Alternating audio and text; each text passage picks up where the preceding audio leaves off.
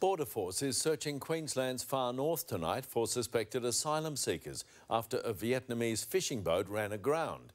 Several have already been caught, including 2 discovered by a local fisherman who took them crabbing. Tim Arvia has the latest. Beached on the Daintree coast and leaking oil, the illegal fishing boat's human cargo is long gone. Dozens fleeing into the bush on the run from authorities, some even emerging in front of our cameras. Why did you travel to Australia, sir? While 2 men give themselves up without a fight, a third makes a run for it before being caught a short time later. As soon as they seen a car coming, they just disappear into the scrub. Overnight, 11 others were taken into custody and transported south to Cairns. Another 3 were picked up around lunchtime.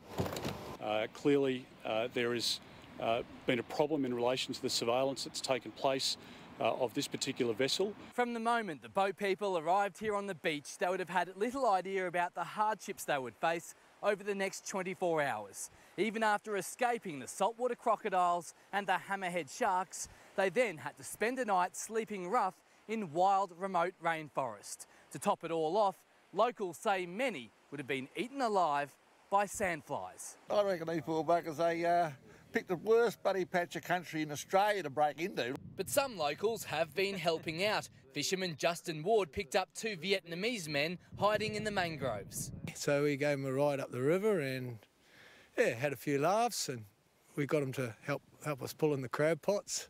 Instead of handing them straight in, he took them on a crabbing trip and a tour of the Daintree River while having a beer as well. Wasn't exactly sure what we were all talking about all the time, but everybody was laughing. But he then had to break the news he was taking them to police. Taking photos and then they were taking selfies. The search, meanwhile, continues for the rest of their companions hidden somewhere in the rainforest. We will work through the agencies to make sure that we can repatriate these people back to their country of origin. Tim Arvia, 9 News. A huge search is still underway tonight for dozens of asylum seekers on the run and hiding in dense bushland. The people smuggling vessel ran aground at Cape Kimberley in far north Queensland yesterday. About 20 have been captured, but authorities believe many more are still at large. Out of the jungle and into custody, the wanted men, weary from a night in the bush, hand themselves in to authorities. Where did you spend last night? A third man wasn't giving up so easily, but his time on the run was over shortly after. Another group was detained this morning not far from where they'd come ashore near the Daintree River north of Cairns. Their vessel, partially sunk, rests 200 metres off the coast, an illegal arrival that delivered a boatload of people. Australia, we believe, has received the first people smuggling venture in over 1,400 days. The abrupt appearance of the Vietnamese fishing boat and its passengers yesterday stunned the North Queensland community. At first I thought it was a joke on Facebook.